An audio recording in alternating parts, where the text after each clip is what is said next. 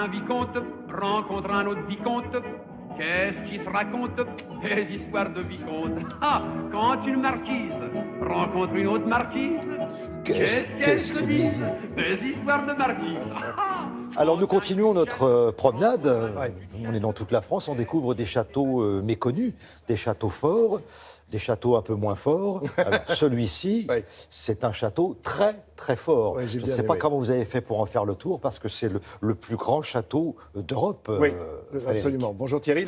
Le plus grand château fort médiéval d'Europe, 35 000 mètres carrés. Voilà, un chiffre qui parle, ça suffit. Et alors on se dit, mais comment est-ce possible? Parce que a-t-il été construit d'un coup? Alors, pour reprendre la chanson que l'on vient d'entendre, c'est bien un conte qui est à l'origine, Évrard de la Marque, qui est à l'origine. C'est au XVe siècle que tout cela commence. On est dans les Ardennes.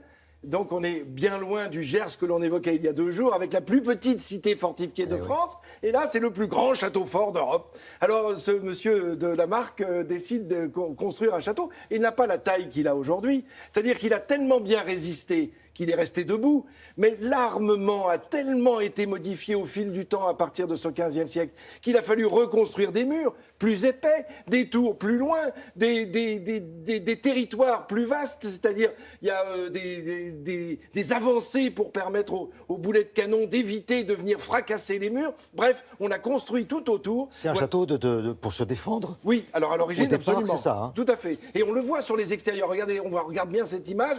On le voit, il y a très peu de fenêtres sur le mur extérieur. Et alors qu'à l'intérieur, les fenêtres sont apparues bien plus tard. Évidemment, ce n'était pas à l'origine. Figurez-vous qu'on peut même coucher à l'intérieur du château. N'hésitez pas, parce que alors, c'est une vraie vie de châtelain.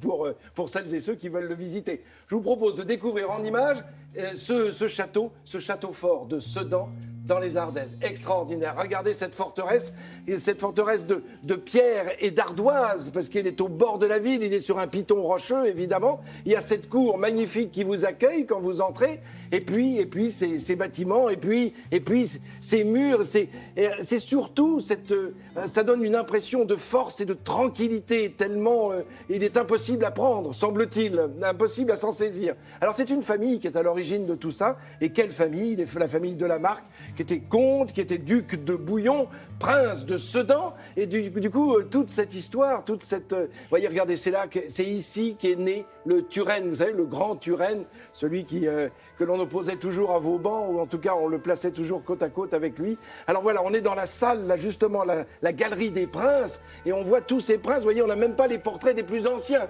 tellement ça remonte loin, mais tout cela vous raconte l'histoire. En plus, il y avait des trésors d'armure, et certaines sont exposées cet été. Vous pourrez les découvrir lors de votre visite, puis au-delà de l'été, bien sûr. Et juste à côté, on rentre dans la salle à la colonne. Alors là, c'est le mariage de la dernière mademoiselle de la Marque avec monsieur de Turenne. Ils sont tous là en train de surveiller. Il y a des gens qui viennent d'un petit peu de partout. Il y a Henri IV, il y a aussi quelques chroniqueurs. Et puis, d'un seul coup, on s'aperçoit que, quand même, oui, il y a quelque chose qui ne va pas.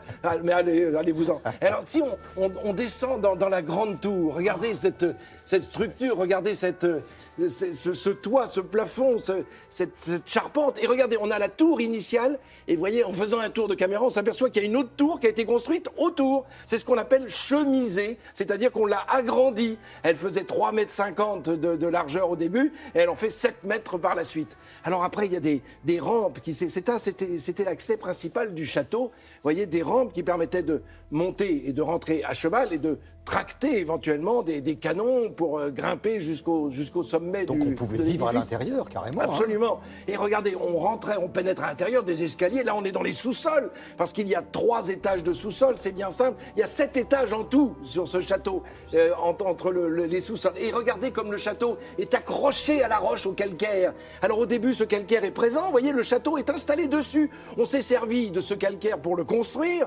Et puis, petit à petit, on a été chercher des pierres un petit peu partout, notamment à Dom-le-Ménil.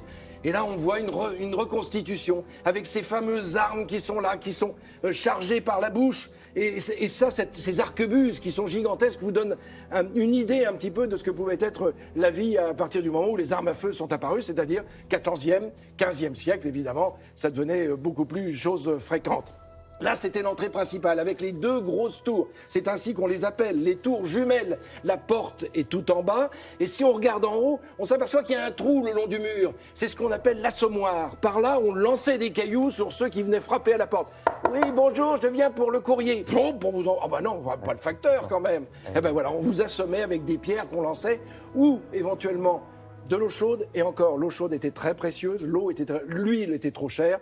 Donc, pardon, à cette heure-ci, c'est pas très joli d'en parler, mais finalement, on faisait chauffer l'urine que l'on envoyait par l'assommoir pour en finir avec les assaillants. Donc, il faut y voir. En ce moment, tout l'été, il y a des spectacles de chevalerie, il y a des visites nocturnes, on peut y coucher, y manger, y dormir. Bref, c'est un lieu absolument magique à Sedan, dans les Ardennes. 35 000 mètres carrés. Incroyable. Je peux dire juste un petit mot pour dédier dédicacer cette chronique oui, à Gonzague Saint-Brie qui s'est envolé vers les muses qui l'ont si souvent aidé à écrire. On lui a rendu hommage hier avec une rencontre. Il avait rencontré Damien Thévenot. Oui, tout à fait. Vous avez discuté tous les deux.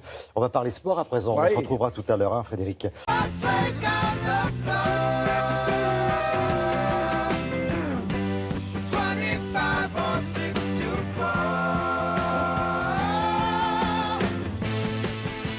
Bonjour Mathieu.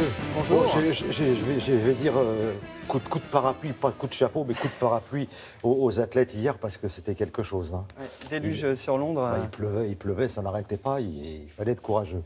Alors on commence par l'athlétisme à Londres. Oui, avec Pierre-Ambroise Boss, lui ne courait pas. Il avait le droit de se reposer 24 heures après sa victoire sur le 800 mètres, mais le Français continue de s'éclater, un vent de fraîcheur et de bonne humeur sur la piste de Londres. Hier soir, c'était l'heure du podium, de la médaille d'or et aussi de la Marseillaise. Et Pierre-Ambroise Boss, un PAB, s'est encore amusé. Il a un peu changé les paroles de notre hymne national. C'est un peu sa patte de faire un peu... comme les autres ne font pas. Et regardez, lisez sur ses lèvres, champion, champion, champion du monde, je suis champion du monde. Voilà ce qu'il a chanté hier soir sur le podium. C'est vraiment rafraîchissant. Lui ne sera pas champion du monde. Christophe Lemaître s'arrête aux portes de la finale du 200 mètres. On le voit en bleu, à gauche de l'écran. Il échoue à seulement 2 centièmes. Il termine 4e. Le médaillé de bronze à Rio s'est dit dégoûté après cette course, car selon lui, il avait les jambes pour faire mieux. Dommage. On passe à la finale du 400 mètres et pas de Français en lice, mais un jeune Norvégien a créé la surprise. Il s'appelle Karsten Warholm. Victoire en 48 secondes 35. Il n'a que 21 ans.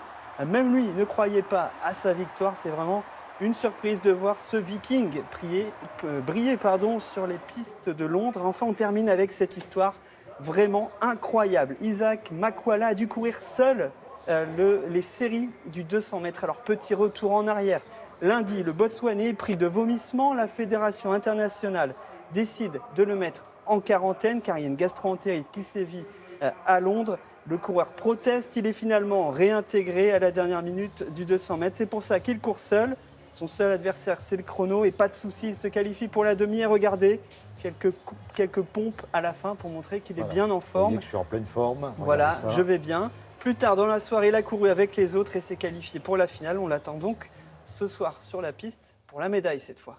On va continuer avec les débuts de la Coupe du Monde féminine de rugby et elles ont bien commencé, les Françaises. 8e édition de cette Coupe du Monde féminine de rugby. Ça se passe en Irlande jusqu'au 26 août. Et oui, on peut dire que les Français n'ont pas fait de détails lors de leur premier match face au Japon. Elles ont écrasé les Japonaises 72-14. Les Bleus sont en maillot blanc. Et regardez, premier essai au bout de 12 secondes de jeu seulement. C'est plus que rare au rugby d'avoir un essai aussitôt. Et 12, c'est le chiffre de la soirée car les Françaises ont inscrit pas moins de 12 essais en tout. On va voir celui-ci. Et je vous rappelle que lors de la dernière Coupe du Monde qui s'était déroulée en France, les Françaises avaient terminé à la 3e place. On va passer au tennis maintenant, suite du Masters 1000 de Montréal et un match héroïque, je pèse mes mots, pour Gaël Monfils. On est au 3e tour de la compétition. Le Français va sauver 4 balles de match face au Japonais Kei Nishikori. Exemple sur ce point marathon qui a duré en tout 45 secondes. Monfils reste dans la partie et lui ne va pas trembler au moment de conclure. C'est sa balle de match. Victoire en 3-7 en 2h41. Ça passe aussi pour Manarino, Gasquet et Tsonga. Tsonga et Gasquet, eux sont éliminés. Pas de mauvaise surprise pour Nadal et Federer. Bien, et on termine avec du cyclisme. Oui, le Tour du Benelux, c'est un certain Peter Sagan, je ne sais pas si vous vous en souvenez, mais il avait été exclu du dernier Tour de France pour un sprint un peu rugueux, on va dire. Eh bien, cette fois, Peter Sagan l'a emporté lors de la 3e étape de ce Tour du Benelux. Il l'a remporté à la régulière au sprint. Et mine de rien, c'est sa 10e victoire de la saison. Vraiment une belle performance pour Peter Sagan. Enfin, on va terminer en prenant l'air du large, direction la mer d'Irlande et ces belles images du phare de Fastnet Rock. Il a donné son nom à la régate qui menait les skippers jusqu'à Plymouth en Angleterre. 47e édition remportée par ce bateau chinois. À bord du Dongfeng, eh bien, on trouve des Français assez célèbres comme Charles Caudrelier ou encore Jérémy Bayou. Direction maintenant la France pour la prochaine course. Une escale à Saint-Malo est prévue ce week-end. Peut-être une idée de sortie si vous êtes dans la région. Ces bateaux participeront plus tard à la Volvo Ocean Race. Merci Mathieu Rapez. Alors l'athlétisme, c'est sur France Télévisions, n'hésitez pas, régalez-vous. Et la Coupe du Monde de rugby également, aussi. Je le précise. À bientôt Mathieu. Merci.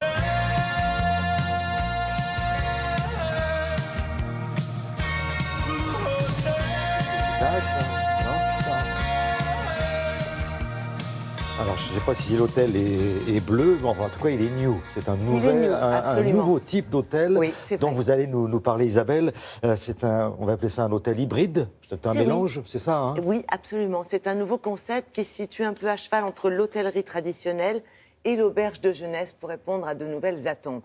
Parce qu'aujourd'hui, on a un pouvoir d'achat qui a bien baissé, mais on a quand même envie d'escapade, on a quand même envie de se faire plaisir et on veut du confort. Donc ce concept, il est intéressant parce qu'il est à la fois économique, écologique et convivial. C'est-à-dire que vous y trouvez aussi bien des chambres, disons, traditionnelles, une chambre pour deux, par exemple, à des prix intéressants, par exemple, à partir de 54 €, ce qui est quand même... Tout à fait abordable. Ah oui, tout à fait abordable. Mais vous allez aussi trouver des chambres collectives, et ça plaît beaucoup aux jeunes, où vous allez payer 19 € la nuit pour un lit dans une chambre de 4 ou 6. C'est le principe, on le sait, des auberges de jeunesse. Et puis, c'est très convivial parce que vous avez une grande cuisine.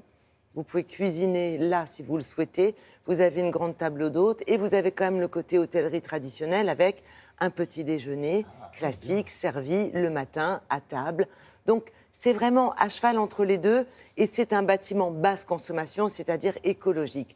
Donc, c'est un nouveau concept qui devrait se développer dans les années à venir. C'est déjà le 3e hôtel de ce type. Nous sommes rendus à Lille, où vient d'ouvrir le dernier, et nous avons rencontré le fondateur de ce concept.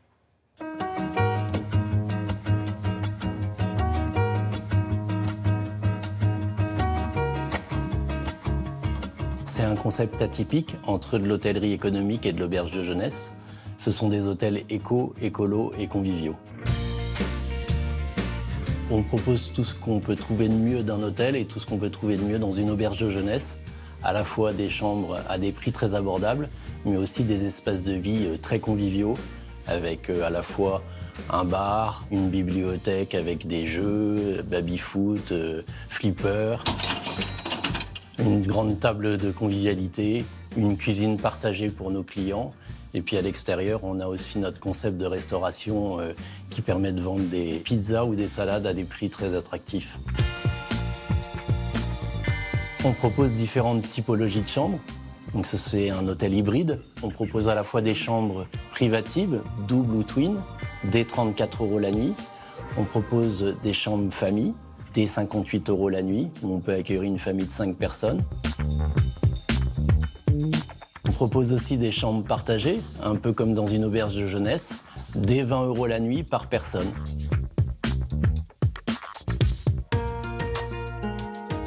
On construit un hôtel en 7 mois.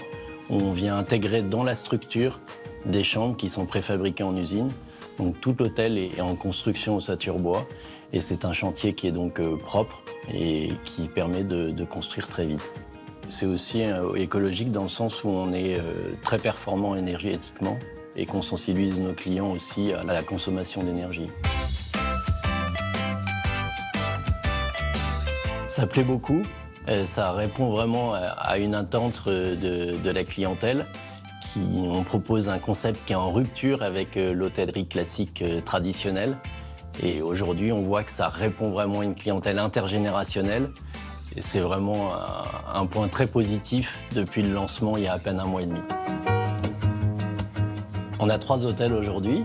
On vient d'ouvrir celui de Lille. Et la prochaine étape, c'est la construction de l'hôtel à Bordeaux qui va commencer cet été. Cette précision, c'est intéressant pour toutes les générations. Hein. C'est ce que disait, exactement, parce que vous avez à la fois des chambres, je dirais, privées, genre pour des gens de notre âge, et puis des chambres partagées pour les jeunes qui apprécient vraiment les tarifs, quoi. La cuisine, elle est vraiment commune, elle est au rez-de-chaussée, et c'est donc le 3e hôtel, le prochain va ouvrir à Bordeaux. Vous avez Le Mans, Le Havre, et là, le dernier à Lille.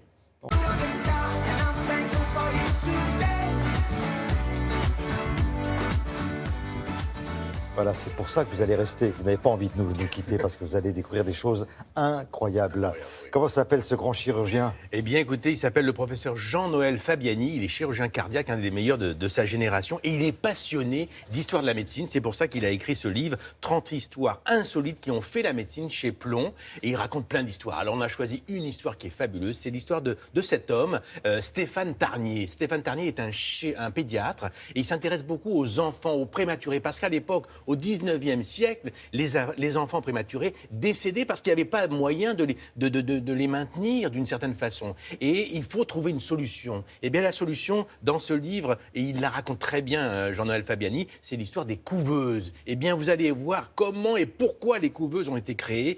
C'est une histoire de hasard, comme c'est souvent le cas en médecine. C'est souvent le hasard qui fait qu'on découvre quelque chose de formidable, qu'on utilise aujourd'hui encore. Mais je vous propose tout de suite d'écouter ce conteur, parce qu'il est à la fois chirurgien cardiaque, mais aussi c'est un conteur.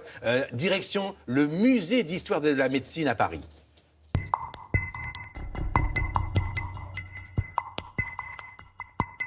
Professeur Fabiani, bonjour. Vous êtes chirurgien cardiaque et passionné d'histoire de la médecine. Alors, quelle histoire vous voulez nous raconter ce matin ?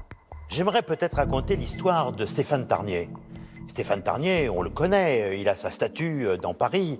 C'était un accoucheur de la fin du 19e siècle. Eh bien, il a inventé quelque chose dont nous nous servons encore aujourd'hui. C'est la couveuse. À l'époque, les enfants mouraient assez facilement en bas âge. Quant aux prématurés, ils mouraient systématiquement. Et Tarnier avait une idée. Il se disait, peut-être qu'ils n'ont pas assez chaud, ils ont perdu la chaleur du ventre de leur mère. Et alors, il avait essayé de les mettre dans de la paille, il avait mis des bouillottes, mais ça ne marchait pas. Comment Stéphane Tarnier a eu cette idée à destination des prématurés ?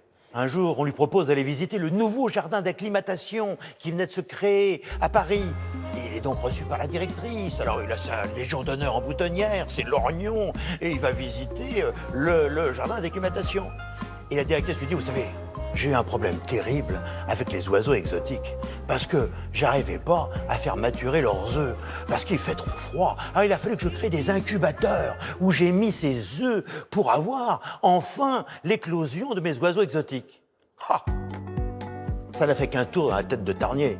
Il rentre en vitesse à Port-Royal, où était son service, et grande activité comme un soir de pleine lune pour les accoucheurs. Eh bien, il se dit, j'ai trouvé, on va créer des couveuses. Et révolution, les enfants survivent.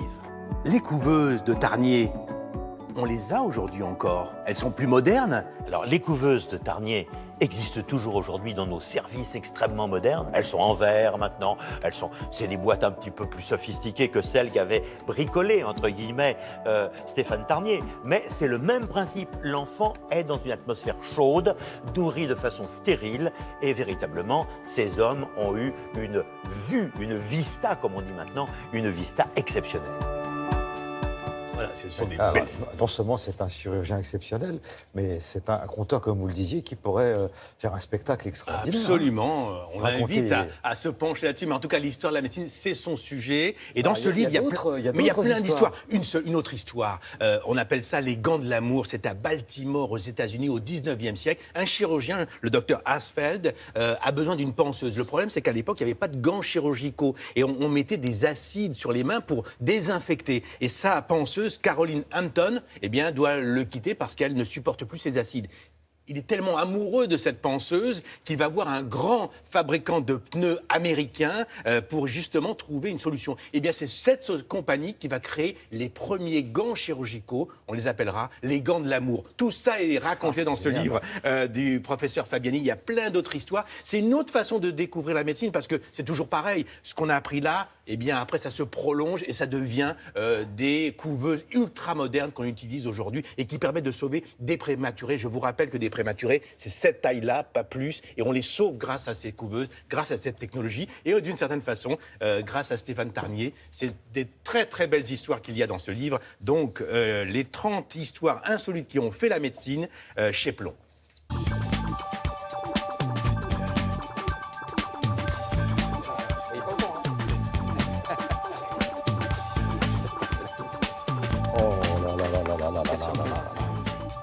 Bon, alors on va commencer par une actualité un peu chaude. Oui, très guerrière même l'actualité dans les journaux de ce matin, parce que d'abord c'est l'attaque contre les militaires hier à Levallois qui est traitée par vos journaux. Une nouvelle attaque, écrit La Croix, des sentinelles devenues des cibles, titre en couverture Le Parisien aujourd'hui en France. Il y a une polémique. Est-ce que justement les militaires de l'opération Sentinelle ne sont pas devenus avant tout des cibles, se demandent les Échos. C'est vrai qu'après Nice, Valence, 2 fois Orly, le carrousel du Louvre, ça fait la 6e fois que les militaires de cette opération sont agressés. Alors à quoi servent-ils, puisqu'il leur est impossible de sécuriser l'ensemble des rues? Est-ce que nos soldats ne sont pas exposés inutilement à cause de ce genre de patrouille? Ils sont devenus davantage une cible qu'une vraie opération de sécurité, disent aux Échos plusieurs experts. Mais de son côté, le Figaro est d'un avis contraire. C'est un mauvais procès, dit le journal dans son édito. Nous sommes en guerre contre les terroristes et ce qu'il faut, c'est plutôt arrêter de diminuer le budget de la défense, dit le Figaro. Voilà donc pour la guerre contre le terrorisme. Mais, hélas, il y a aussi une autre tension à l'autre bout du monde, celle entre la Corée du Nord et les USA. Vous voyez toutes ces couvertures. L'Humanité, en bas, dénonce l'escalade irresponsable. La Croix, en haut à droite, les risques d'une surenchère. L'escalade verbale peut-elle dégénérer, demande en haut à gauche le Figaro. Et puis vous voyez au milieu Libération qui mélange. Dans un portrait, Donald Trump et Kim Jong-un, les deux irresponsables en question. Libé souligne à quel point il est difficile de négocier avec le dictateur Kim Jong-un, tellement ingérable. Les sanctions commerciales depuis des années n'ont pas empêché la Corée du Nord de poursuivre son programme nucléaire, notamment parce que la Chine a mis beaucoup de temps à se rallier à ces sanctions. Pendant longtemps, la Chine minimisait le risque que représentait la Corée du Nord. Pour comprendre vraiment cette situation, je vous renvoie à La Croix qui fait un grand dossier sur cette affaire et qui espère, vous voyez, que les risques de guerre dans cette région sont somme toute assez faibles, parce que les USA sont certes capables de raser la Corée du Nord, mais avant d'être rayée de la carte, la Corée du Nord ferait de nombreux dégâts chez ses voisins, Corée du Sud, Japon.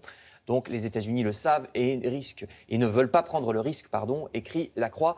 En tout cas, espère La Croix que ça se passera comme ça. Voilà donc après la guerre contre le terrorisme, la deuxième guerre dont parlent les journaux ce matin. Mais attention, il y en a une troisième. Vous la trouverez dans l'Humanité. Le journal rappelle que la guerre climatique peut, elle aussi, avoir lieu parce que les pays qui ont un climat déjà très chaud actuellement risquent de devenir invivables avec le réchauffement climatique. Nous qui ne savons déjà pas régler la crise des réfugiés, que ferons-nous quand ils seront plusieurs millions parce qu'il fera 50 degrés chez eux? À ce propos, la presse accuse les pouvoirs publics, plus que nous autres les particuliers, parce que, bien sûr, chacun doit agir à son niveau. Il faut recycler nos déchets, réduire notre consommation d'électricité, ne pas gaspiller le pétrole en se déplaçant à tout bout de champ en voiture, mais c'est surtout aux entreprises, regardez, et au pouvoir public d'agir. Le site web de Libération rappelle que les 100 plus grosses entreprises du monde sont à elles seules responsables des 3/4 du réchauffement. Donc c'est là qu'il faut agir, c'est un levier plus efficace. On l'a vu d'ailleurs tout récemment avec une crise qui a priori n'a rien à voir, celle des œufs. Les œufs contaminés, vous savez, par le produit chimique.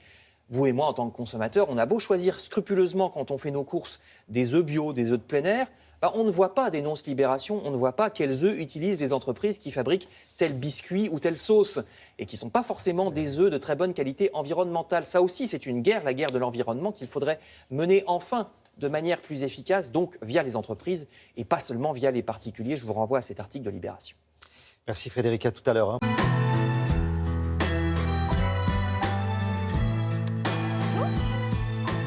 Dommage. Bonjour Anne-Marie Revol. Alors, l'autre jour, c'était Alexandre Jardin. Aujourd'hui, c'est Philippe Claudel. Comment est-ce qu'on peut le définir? Ce serait l'écrivain d'une certaine atmosphère. C'est un peintre. avec un peintre. C'est un peintre. C'est un peintre de l'atmosphère. D'une société un peu particulière. Quoi. Il décrit les âmes, il décrit les sociétés extrêmement bien. Et ce livre est très particulier et très, très beau. Donc on va parler des âmes grises. Les âmes grises, effectivement. Les âmes grises qui sont parues chez Stock en 2004 et qui ont valu à Philippe Claudel le prix Renaudot.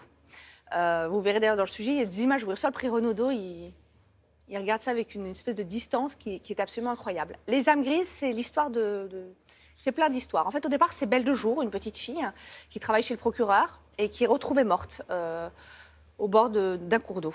Et évidemment, on enquête pour savoir qui a tué cette petite fille. Et ce qui est très particulier dans cet ouvrage, c'est qu'on est en 1917, en pleine Première Guerre mondiale. Et la guerre se passe juste derrière la colline. Et tout le livre balance entre qu'est-ce qui est plus grave, qu'est-ce qui est plus triste, qu'est-ce qui est plus profond, qu'est-ce qui est plus révoltant, la mort de cette petite fille ou tous ces morts derrière la colline pendant cette Première Guerre mondiale. Et c'est un livre qui est gris, qui est humide, où il fait froid. C'est un livre où on apprécie les rares rayons de soleil quand ils sortent. Et c'est un livre vraiment sublime. Rien que quand je vous parle, ça me donne la chair de poule, c'est vous dire. Les personnages ne sont pas lumineux, quoi. Les personnages ne sont pas lumineux et sont extrêmement profonds. C'est un paradoxe qui est étonnant. Philippe Claudel est un grand écrivain. Écoutez-le, je l'ai rencontré, j'ai eu cette chance.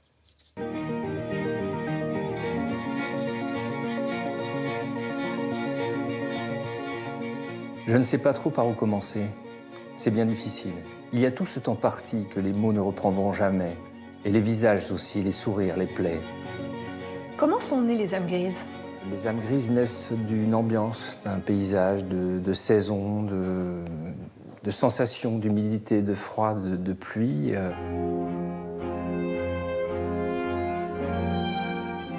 C'est un fait divers, mais c'est surtout un roman divers. C'est-à-dire que je me souviens très très bien du plaisir que j'avais à imaginer un roman dans lequel je pourrais m'envelopper comme dans une couverture au coin d'un feu. Les âmes grises, c'est une tragédie provinciale ou l'introspection d'un homme à l'approche de la mort ?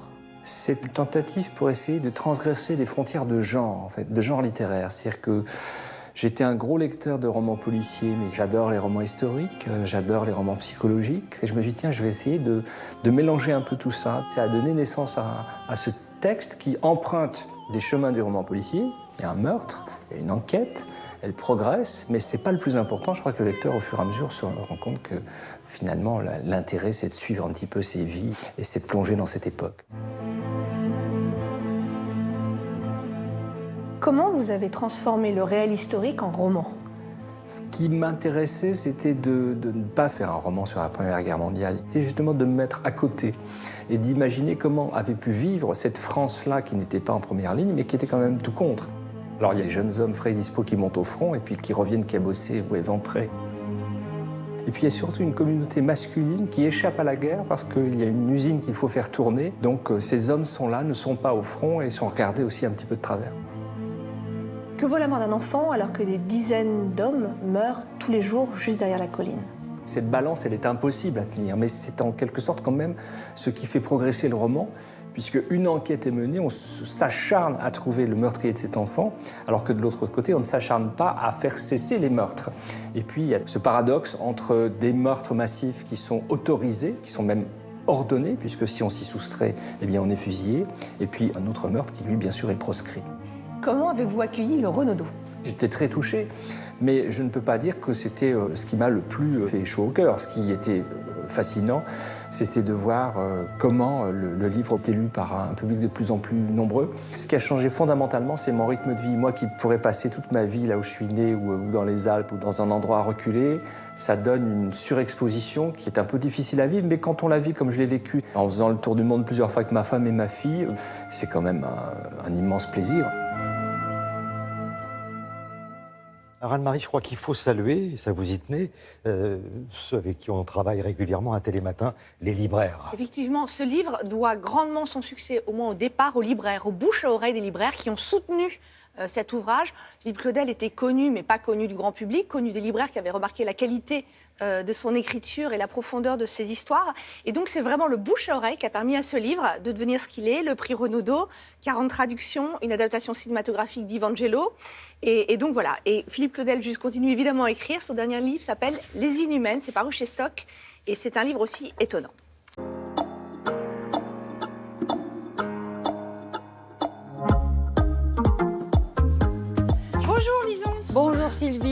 Merci de nous accueillir dans votre atelier là pour notre série d'été. Super. Bah, écoutez, je suis ravie moi aussi de vous accueillir ici. Alors vous êtes marqueteuse de paille et maître d'art. Et maître d'art, oui. Et on fait dans mon atelier que de la marqueterie de paille, exclusivement. Alors, vous allez m'expliquer tout ça. Je vous suis? Alors venez.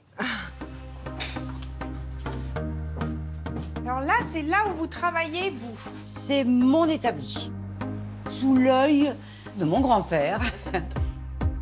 C'est grâce à lui que je suis dans la paille, c'est grâce à lui que je suis sur la paille et c'est grâce à lui que j'ai découvert cette matière extraordinaire. C'est vraiment de la marqueterie. C'est comme du frisage ou comme de la marqueterie de bois, c'est-à-dire qu'on colle la paille bord à bord avec une colle à bois. Et ce qui est extraordinaire dans cette matière, c'est qu'il n'y a pas de vernis. Il y a un vernis de silice naturel dans la paille. Aucun des objets que vous voyez ici ne sont vernis. Et la paille a un miroitement extraordinaire avec la lumière. Donc il faut jouer beaucoup sur le sens dans lequel on va positionner la paille pour qu'elle attrape la lumière de façon différente. Chaque nouvel objet demande une nouvelle réflexion. Il y a toujours la même technique, mais vous devez avoir vos petits plus. J'invente à chaque fois. Dans la restauration, j'ai vraiment appris. Et maintenant, j'essaye d'adapter toute cette technique. Ce qui est amusant, c'est de trouver des nouveaux motifs. De faire des choses très contemporaines, comme du camouflage, comme des objets très cinétiques, où on peut vraiment faire bouger la paille. Donc c'est passionnant, voilà. Moi, vraiment, je me lasse pas. Vous vous éclatez dans votre... Ah, je m'éclate. Le fait d'avoir été nommé maître d'art, d'abord m'a obligée à prendre une élève, parce que quand on est maître d'art, il faut transmettre son savoir-faire. On a fait pas mal d'expositions et ça donne une visibilité. Tout ça m'a permis de faire enfin découvrir au grand public et en particulier aux décorateurs la marqueterie de paille, qu'elle ne s'était pas arrêtée dans les années 20, qu'on pouvait faire des choses aujourd'hui très contemporaines, très modernes. Donc il y a le côté tradition, savoir-faire, restauration et puis il y a le côté innovation. J'essaye d'inventer pour que mon métier continue et se renouvelle tout en gardant la tradition parce que la façon de travailler n'a pas changé. On a une très belle exposition avec 15 maîtres d'art au Musée national de Tokyo en septembre. On est reçus comme des trésors vivants. Donc moi, je travaille depuis déjà presque 6 mois sur une pièce qui est un meuble à 3 tiroirs, mais avec des motifs en relief, du vrai relief accentué par la façon dont la paille va être posée sur les reliefs. En France, on a une grande tradition de l'artisanat d'art. Vous conseillerez ça aux jeunes aujourd'hui? Oui, je conseille, parce qu'il y a beaucoup de gens aujourd'hui qui ont envie de revenir à des choses plus pérennes, plus manuelles, plus concrètes. C'est en même temps toujours de la paille que je colle. Je colle des brins de paille côte à côte depuis 30 ans, mais je ne me lasse pas. Merci Sylvie.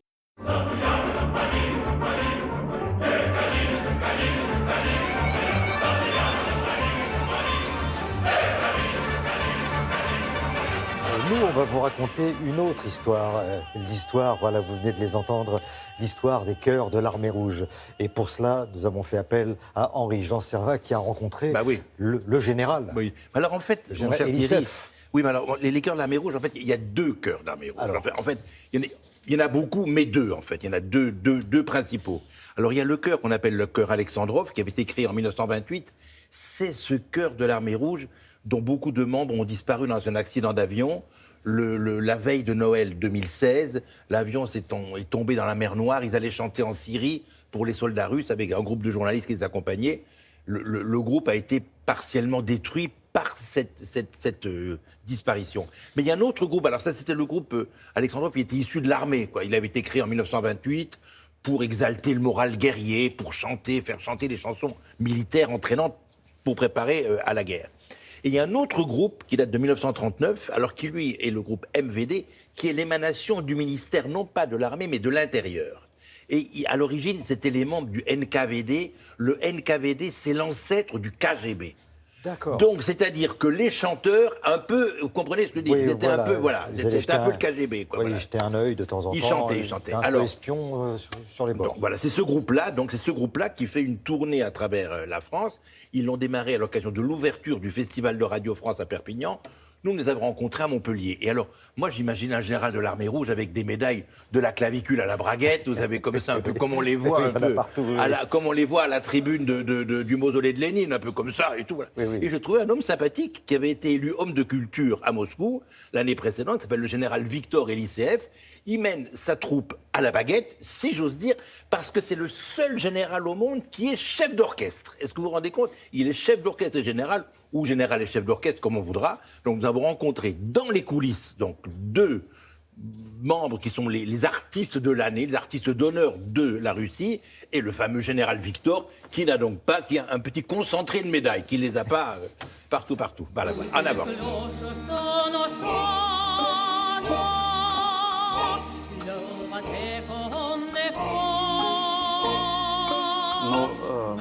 Comme vous le savez, ce genre de chant et de danse est né en 1928, à l'époque soviétique.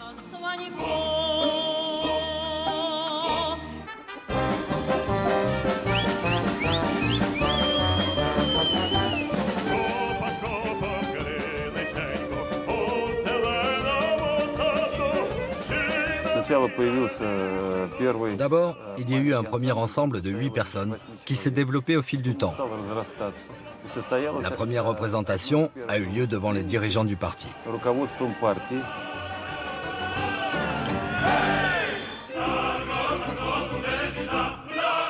Ce concert leur a tellement plu qu'ils ont décidé de développer le concept à travers toute l'Union soviétique.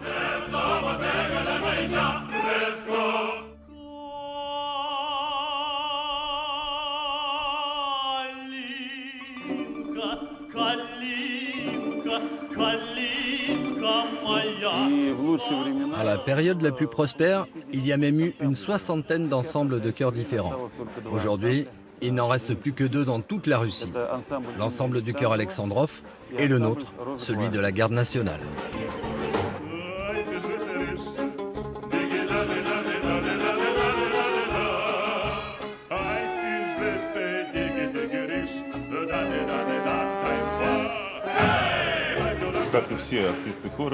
Je chante comme choriste depuis des années, mais je suis également soliste. Car pour faire partie des chœurs de l'Armée rouge, il faut savoir faire les deux.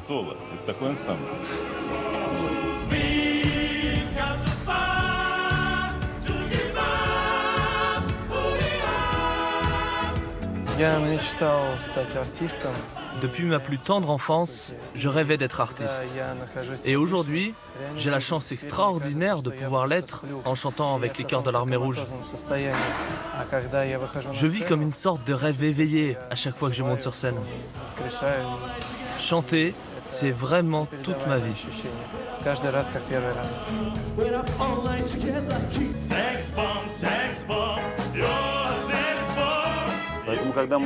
À chaque fois que nous montons sur scène, c'est comme si c'était la première fois. On a le trac, mais on y met toute notre âme.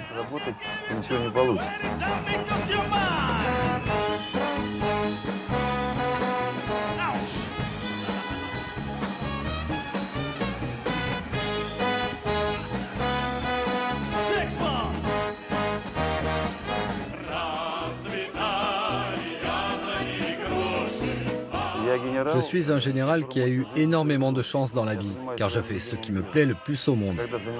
Et quand on fait ce que l'on aime, on a l'âme qui chante.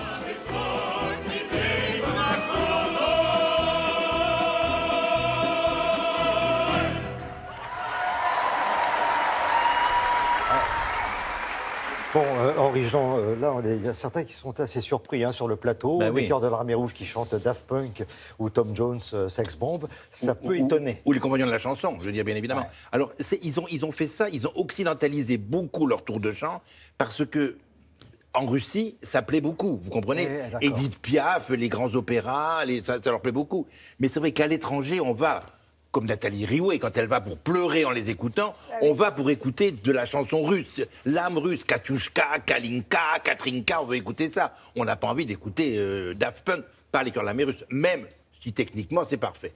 Merci mon général. J'ai un copain général, chef d'orchestre et chanteur, vous avez vu, et chanteur. Merci avec les médailles, qui brinque-balle. Julia, elle aussi, elle va nous parler d'un nouveau projet qui concerne la ville de Paris et un mode de déplacement assez insolite. Oui, vous parliez d'hôtel hybride. Là, je pense qu'on peut parler effectivement de taxi, de voitures hybrides.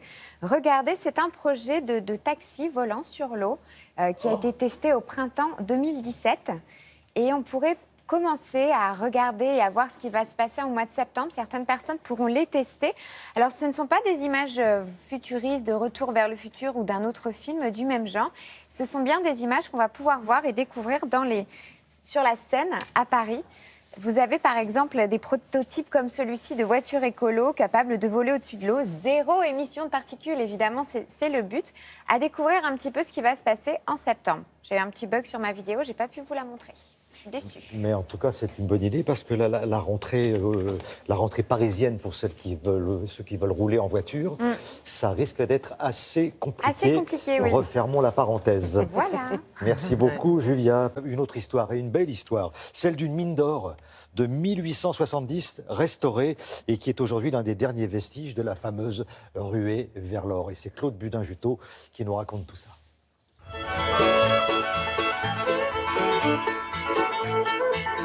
Julian, une petite ville typique de l'Ouest américain, en Californie du Sud. Une localité connue notamment pour ses tartes aux pommes. C'est aussi une ancienne ville minière du temps de la ruée vers l'or à la fin du 19e siècle. De cette époque, il ne reste pas grand-chose, sinon une ancienne mine remise en état et sur laquelle veille Kim Gordon, qui travaille ici depuis 35 ans. La première fois que de l'or a été trouvé ici, c'était un peu plus au nord, sur des rochers en surface que l'on appelle roches de quartz. Ça contient de toutes petites particules d'or, environ 1 once par tonne, c'est-à-dire le contenu d'un chariot comme celui-ci.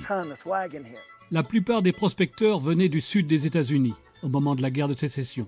Certains d'entre eux étaient des confédérés, et ironie du sort, d'autres étaient d'anciens esclaves noirs, comme Fred Coleman. Fred Coleman est le premier qui a trouvé de l'or ici. Il avait un ranch, s'était marié avec une indienne et il était arrivé il y a quelque temps déjà. On ne connaît pas son histoire exacte, mais on pense qu'il faisait partie des esclaves affranchis car il est arrivé juste avant la guerre de sécession. Kim Gordon connaît la mine comme sa poche, avec ses galeries, ses puits d'extraction et ses moindres recoins. On va rentrer dans un système de galeries à différents niveaux. 11 niveaux au total. On va être au niveau 5, à peu près au milieu. Si vous regardez bien, on va marcher en montant légèrement, car les mineurs poussaient leurs chariots vides avant de les remplir et de profiter de la pente pour les redescendre. C'est pour ça que les galeries sont toujours creusées en pente. Allez, suivez-moi. L'exploitation de cette mine, qui a duré près de 60 ans, a rapporté au total près de $100 000 de l'époque. Une once d'or, environ 30 grammes, valait alors $20. C'est donc plus de 140 kilos d'or qui sont sortis de cette mine. Mais trouver le bon filon demandait beaucoup d'expérience. Les mineurs n'y allaient pas à l'aveuglette. Ils ne gâchaient pas leur temps à creuser des galeries, à moins d'être sûrs qu'ils allaient trouver de l'or. Si on regarde le plafond au-dessus de nous, on voit une veine blanche qui court le long du rocher. C'est là qu'il y a de l'or. C'est un filon de roche de quartz. Ça renferme de minuscules particules d'or dont la taille peut aller jusqu'à celle d'un grain de sel. Et les mineurs savaient qu'ils allaient rencontrer de la roche de quartz ici parce que le filon remonte jusqu'à la surface. La roche avait donc été repérée à l'extérieur et avait été testée pour vérifier qu'elle contenait suffisamment d'or avant de commencer à creuser la mine. La visite continue à travers un dédale de galeries qui n'en finissent pas. Attention à la tête. De temps à autre, Kim fait remarquer les veines verticales qui correspondent aux couches de sédiments venus du fond des océans, autrefois horizontales, et qui se sont retrouvées poussées vers le haut il y a 250 millions d'années.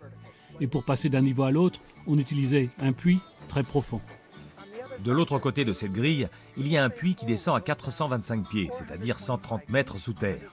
Si le matin en arrivant on était assigné à une certaine galerie, on commençait la journée en grimpant dans un grand seau métallique qui était descendu dans le puits à l'aide d'un treuil. Quand le seau arrivait au niveau de la galerie, on arrêtait le treuil et il fallait alors sauter à la lumière d'une bougie, en faisant attention bien sûr de ne pas tomber dans le puits.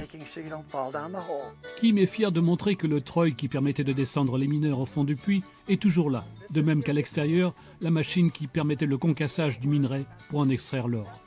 Et toute visite de mine ne serait pas complète sans une démonstration de l'extraction de paillettes d'or par lavement des sables avec la cuvette appelée batté. Aujourd'hui, même s'il reste de l'or à découvrir, la mine n'est plus rentable. Mais si vous passez dans le coin, demandez à rencontrer Kim Gordon. Il vous fera visiter ce qui reste d'un chapitre important de la conquête de l'Ouest, la ruée vers l'or. Merci beaucoup, Claude Gudin-Juteau.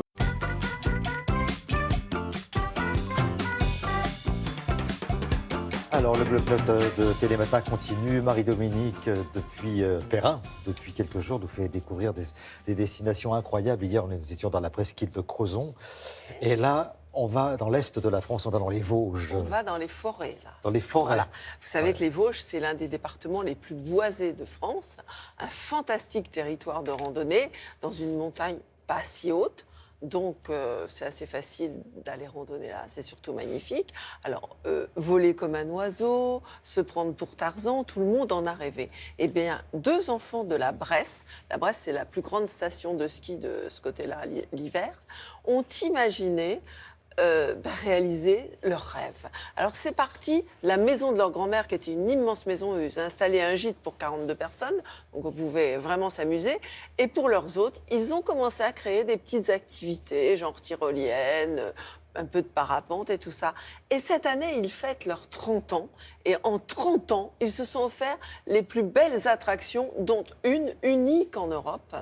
Alors, pour ces 30 ans, Bolder s'est aussi installé dans des cabanes, des maisons de hobbits. Enfin, c'est tout un concept. Donc ça s'appelle Bolder. Unique en France. Voilà. Ils fêtent leurs 30 ans cette année. Et franchement, chlorophylle et sensations garanties au cœur des Vosges, vous allez voir.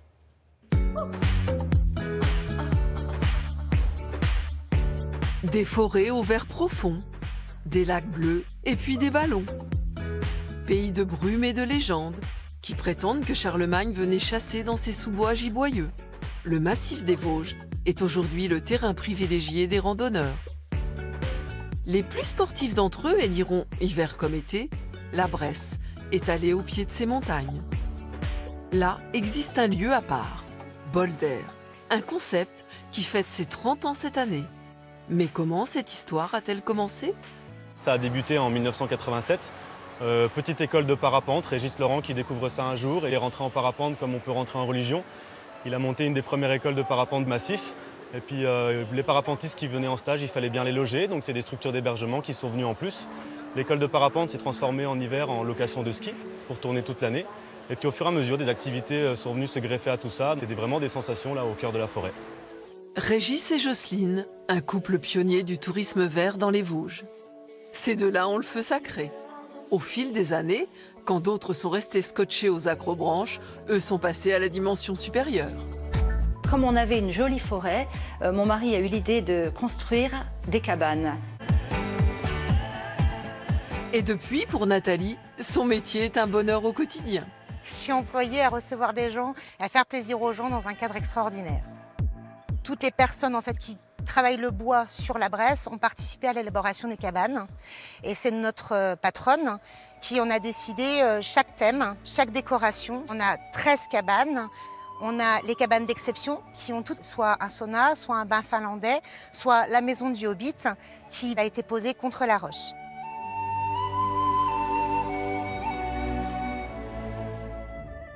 Et puis nous avons toutes les cabanes dans les arbres qui, elles, ont chacune un thème. La cabane du pêcheur, la tribu perchée qui peut accueillir jusqu'à 11 personnes, l'explorateur, rêve de gosse, et la Don Suisse qui est une réplique fidèle des maisons d'après-guerre.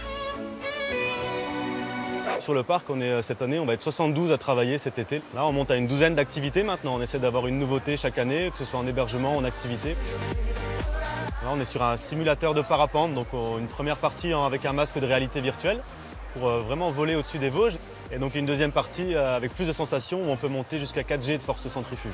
On a aussi le fantasticable, durée de la descente 1 minute 10, sur 1 km 350, c'est peut-être la première. Et là, on a vraiment l'impression de voler comme un faucon.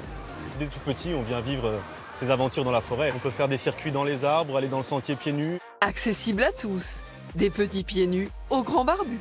Depuis 2-3 ans, on a eu comme nouvelle activité la Bolder Line, donc cette tyrolienne venue d'Australie. Tyrolienne à virage, 900 mètres de long, et là on a des 720 degrés, 360, des ruptures de pente.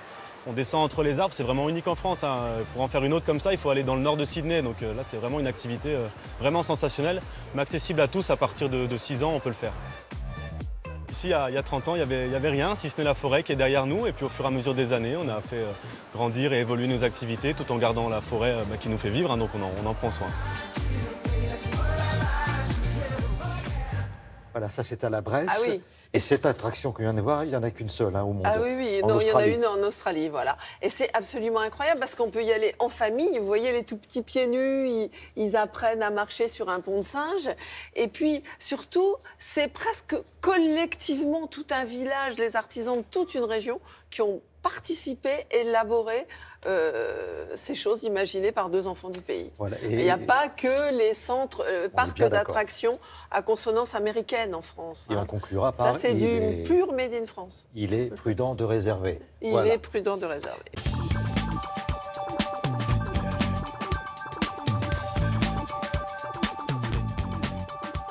Voilà, on fêtait un anniversaire dans la Bresse. Eh bien, un autre anniversaire... Eh oui. En cet été qui est la saison de la lecture, celle où on a le temps de lire, Libération célèbre l'anniversaire d'une revue qui depuis 40 ans fait lire les enfants. J'aime lire, vous connaissez ? Tous les mois depuis 40 ans, un roman à destination des enfants de 7 à 12 ans, 150 000 exemplaires par mois, record en Europe. Vous connaissez peut-être la BD Tom Tom et Nana, qui est aussi, à côté du roman, un des points forts du magazine. Dans chaque numéro. Et puis, il y a aussi des jeux. C'est très bien parce que les gamins adorent. Et puis, en même temps, il y a un fond de sérieux. Au départ, la formule a été créée par une orthophoniste et une pédagogue Montessori qui voulait que les enfants puissent avoir un magazine littéraire bien à eux, qu'ils puissent lire seuls et comme ils veulent, avec donc un roman puis d'autres choses à côté. Ça marche tellement bien qu'il y a des numéros anciens qui sont constamment réédités depuis 40 ans. Donc, abonnez vos enfants si ce n'est pas déjà fait. Magazine J'aime lire et articles dans Libération. Une page vacances également dans La Croix qui propose de visiter l'Ardèche. Alors pas les gorges qui sont très connues, mais le parc des Monts d'Ardèche, vous voyez, où il y a beaucoup moins de touristes. Allez-y si vous n'aimez pas la foule. Vous voyez la photo des ruines de l'abbaye de Mazan, par exemple, ici. Les sites naturels de l'Ardèche accueillent en ce moment de nombreuses installations artistiques en plein air, dont il y a la liste dans l'article. C'est là-bas aussi qu'on a découvert la grotte Chauvet, vous savez, en 94, dont on peut visiter depuis 2 ans une reproduction juste à côté. Le site web de La Croix propose tout un diaporama sur ce parc naturel régional des Monts d'Ardèche. Et pour rester dans la nature, je vous signale cet article du Figaro à propos de cette fleur qui remonte encore plus loin que les 30 000 ans de la grotte Chauvet, parce que là, on est à moins 130 millions d'années. Vous savez que les premières plantes sont apparues sur la Terre, c'était les algues, puis il y a eu des fougères et les conifères, mais ensuite la première fleur qu'il y a eu dans l'histoire de la Terre, c'était quelque chose qui ressemblait à ça. Les chercheurs de 13 pays l'ont reconstitué à partir de la génétique des fleurs actuelles, et c'est d'elles donc que descendent toutes les 300 000 espèces de fleurs qui existent actuellement. Ça sert aussi à comprendre comment les végétaux ont évolué au cours de l'histoire. Article dans le Figaro, Enfin, toujours dans un esprit champêtre, vous pouvez retrouver les beaux paysages de Cézanne si vous êtes du côté de la frontière suisse jusqu'en novembre à la fondation Gianada à Martigny, dans le Valais en Suisse, exactement à Martigny. C'est une superbe rétrospective intitulée Cézanne, le chant de la terre. Le Parisien aujourd'hui en France vous rappelle aussi qu'il y a en ce moment une expo sur les portraits peints par Cézanne au musée d'Orsay, en même temps qu'en Suisse. À Paris, c'est jusqu'à fin septembre, en Suisse, c'est jusqu'en novembre. Et puis, si justement vous êtes à Paris ou en région parisienne, vous irez, Thierry, danser par exemple ici à Pontoise, sur les bords de l'Oise, gratuitement chaque dimanche après-midi, mais ça existe aussi à Paris sur les quais de Seine et sans doute également près de chez vous. Article dans le Parisien, je sais que vous êtes un champion de Zumba. On voit que vous me connaissez bien, on voit que vous connaissez bien l'individu. Quel charmeur. Merci beaucoup Frédéric. On va consommer et on va manger, enfin si on le peut. Ouais, ça me ferait plaisir personnellement, en charmante compagnie. C'est le concept d'un nouveau bar, c'est à New York, Julia. Oui, effectivement, c'est un bar qui vient d'ouvrir à New York, un bar à chiens. C'est assez étonnant, en fait. Vous savez, l'idée, c'est que souvent, quand on est accompagné d'un animal, on ne peut pas rentrer n'importe où, on ne peut pas s'installer n'importe où. Donc déjà, l'idée première de cet endroit, c'est de montrer qu'ils sont les bienvenus. Vous pouvez venir et votre animal est le bienvenu, il sera extrêmement bien traité. Et puis vous, en tant que consommateur, si vous n'avez pas d'animaux chez vous, mais que vous appréciez leur compagnie, vous pouvez en profiter dans ce genre d'endroit très select à New York. Vraiment, vous voyez, la version new-yorkaise est quand même très, très joliment agencée, comme on pourrait dire. Et je voulais vous rappeler que c'était une tendance très, très... qui se fait beaucoup, et aux États-Unis et en France. Pourquoi ? Parce qu'on peut trouver aussi des bars à chats. Et ça, c'est la grande mode. Parce que figurez-vous que la ronron-thérapie et la présence des chats, ça a été prouvé que c'était extrêmement bon et sain pour la santé. Du coup, je ne résiste pas à l'envie de vous citer les noms de ces bars à chats. Vous avez le Chamallow à Paris, vous avez le Chamouraï à Lyon, le Chaleureux à Nantes et le Savoir-Vivre à Lille. Tous ces endroits sont sur Internet à trouver sur la page Facebook de Télématin. Eh bien, ça me plaît bien. Ça va ronronner grave. Ouais. Bon, il y a la douce qui réclame ses croquettes, là, je vous signale. Il faut y aller, là. Et l'os à moelle pour la 8, là. Merci beaucoup. Merci, Julia.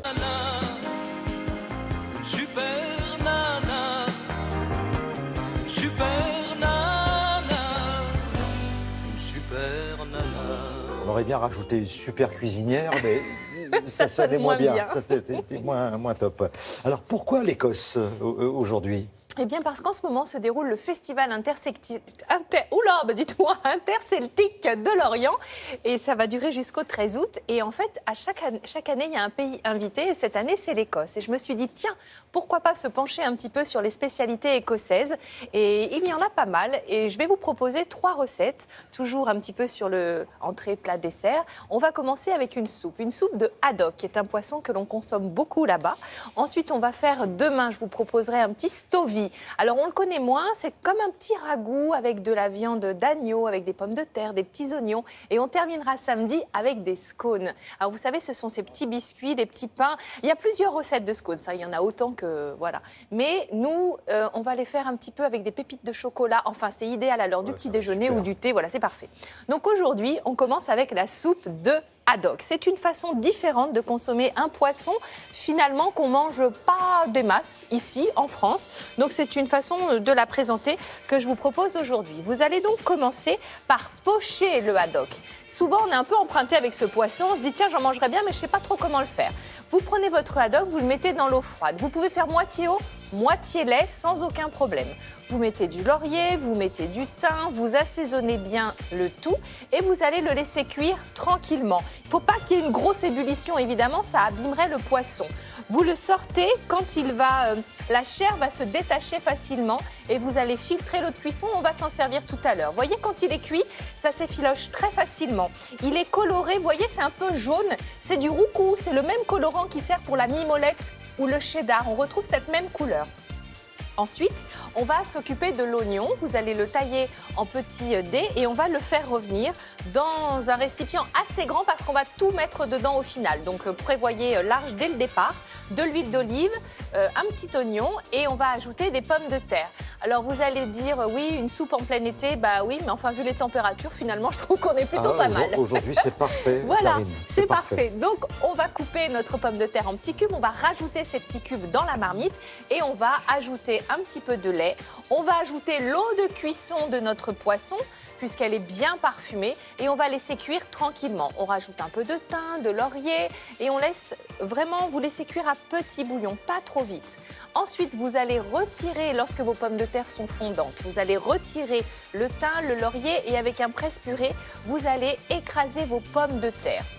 Ensuite, vous allez rajouter votre poisson effiloché. Et là, c'est quasiment terminé. Alors, comment ? Vous faites comme vous aimez. C'est-à-dire que moi, j'ai laissé quelques morceaux parce que j'aime bien qu'il y ait un petit peu de mâche. Mais vous pouvez mixer complètement, si vous le souhaitez, vos pommes de terre et rajouter juste le poisson sur le dessus, pourquoi pas. Et au moment de servir, toujours une petite herbe fraîche, un petit peu de persil ou si vous le souhaitez, de la ciboulette, pourquoi pas. Donc, vous voyez, c'est plutôt, accessible en termes de prix. On a des pommes de terre, du haddock. C'est une soupe que vous pouvez donc ajuster en fonction de vos goûts au niveau de la texture.